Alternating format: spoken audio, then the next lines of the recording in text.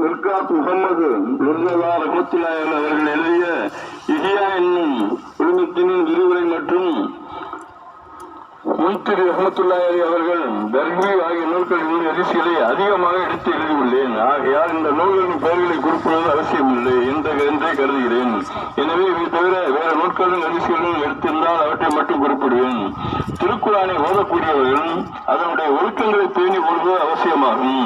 இந்நூல்கள் விஷயத்தில் எழுதுவதற்கு முன் அவ்வொழுக்கங்களை எழுதுவது பொருத்தமானதாக இருக்கும் என்று நான் கருதுகிறேன்.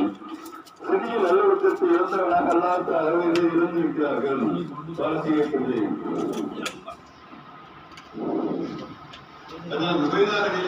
அவர்கள் அறிவிக்கிறார்கள், குர்ஆன் உடையவர்களே, நீங்கள் பரிசுத்த குர்ஆன் وَلَنَبْلُوَنَّكُمْ بِشَيْءٍ من الخوف والجوع ونقص من الأموال والأنفس والثمرات وبشر الصابرين الذين إذا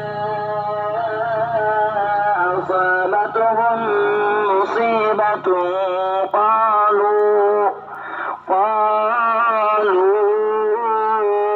إنا لله وإنا إليه راجعون. الله أكبر.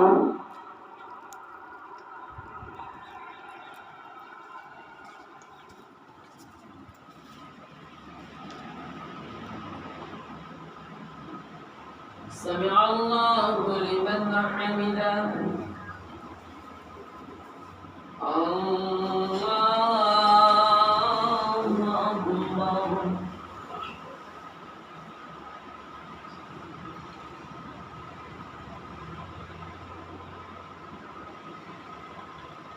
الله أكبر.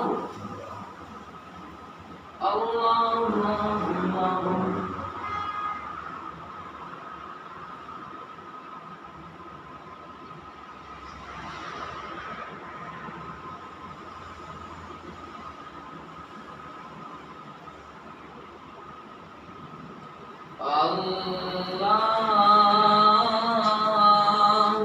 أكبر.